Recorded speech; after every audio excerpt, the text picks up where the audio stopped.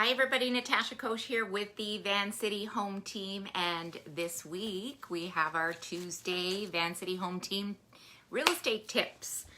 So today I thought I would go live. Actually, a lot of the times I have been recording my videos, mainly because the market is so crazy. I'm not able to meet and join you at 6 o'clock, but today I was fortunate enough to be able to do that.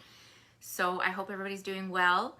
Today we're going to talk about an interesting topic. As many of you know, I know that all over Canada and the US, we're experiencing very, very crazy real estate markets. It's a seller's market, I think, not just in our area, but many others. And so we're going to talk about escalation clauses. Have any of you ever heard of an escalation clause? Now, in some areas, you may not be able to use them, but I'm going to go through exactly what an escalation clause is, how you would use it, and whether you should use it or not if you're trying to compete in a multiple offer situation against other buyers. I'm also going to give you some pros and cons, both from the buyer's perspective and the seller's perspective. And then hopefully you will have a little more education, and if you're out there competing against other offers, you may choose to use it and you may not. Okay, so first of all, an escalation clause basically is a clause, just as it's indicated, that people use that usually contain three parts. So don't mind me, I made a few notes here just so I don't forget anything. Proof of an offer. Number 2, the escalation amount, and number 3, price cap. So those are the three things that will be in it. Now, let me explain exactly what the clause entails. So let's say you have a property listed in our market, let's say $895,000. So the listing agent notifies you you're working with a buyer that has viewed the property and would like to place an offer. So the listing agent indicates that offer times, which seems to be quite common lately, showings on the weekends. Because of COVID, we have to limit the ability to show one person at a time. So they're all scheduled showings now, no more open houses. So we get all the showings in over the weekend, and offer presentation will be on Tuesday. And that's where we're in multiple offer situations. So let's say you want to offer on this property, and the listing agent indicates that they have 4 offers coming in, or 4 offers in already and in hand. So let's say that one of the offers is $880,000. Now remember, the list price was $895,000.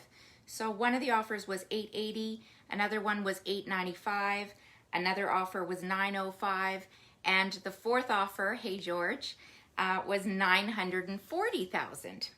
Now your offer, you decide to put an escalation clause in. And so the escalation clause reads something like this. You agree to offer $1,000 above the highest offer. The highest offer in this case would be $940,000. Of course, you don't know what that is. Now you would have the escalation amount, which is the $1,000. And then you would have your price cap, which would say up to a maximum of $950,000.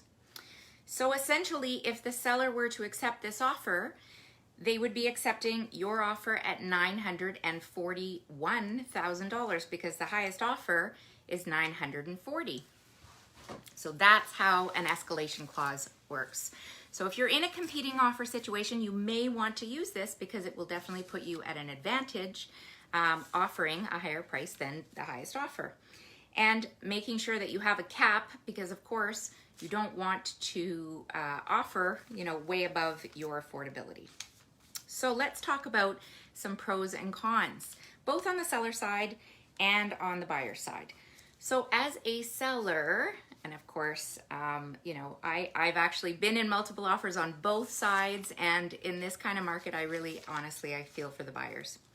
However, let's talk about the seller. So really, if the seller accepts an offer with an escalation clause, the drawback to it would be that they can't counter any of the other offers.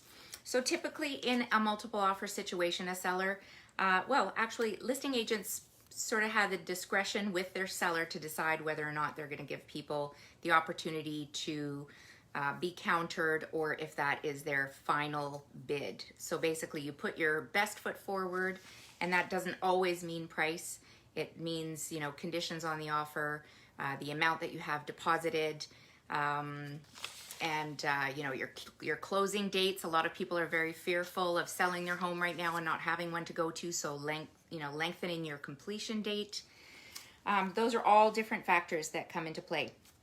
So if a seller accepts the escalation clause, then of course they can't counter any other offers. And who's to say that that third offer, you know, or the fourth offer at $940,000 wouldn't have gone up to $950? So therefore, they just took $941, and they could have potentially gotten $950. Now, from a buyer standpoint, the negative about making this type of offer is that you've just shown all your cards. So now, one way to protect you from being in that vulnerable situation is to indicate that the highest offer needs to be verified. Now, with the Privacy Act, I know that that's a sensitive thing, but you can have offers, or the highest offer, in this case, in this scenario, was $940,000. You could have it shown to the managing broker, or you could have, you know, a photograph of the number and, you know, the date of the offer, something that would still, you know, be within the guidelines of privacy, but disclose the fact that, in fact, there was an offer of $940, and therefore the $1,000 higher would be $941. Otherwise, what would stop the seller from, you know, just saying that the offer was $949 and your cap was $950? So there you go, pay $950.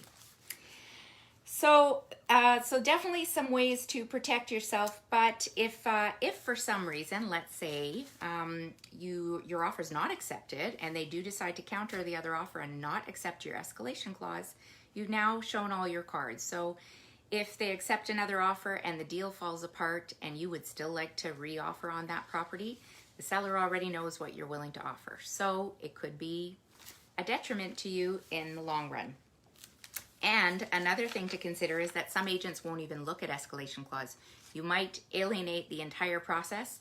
And even though what you're trying to do is obviously win the offer, and I completely understand because it is pretty tough out there, you definitely want to assess the situation in all areas and look for spots where you can excel and have your offer stand out.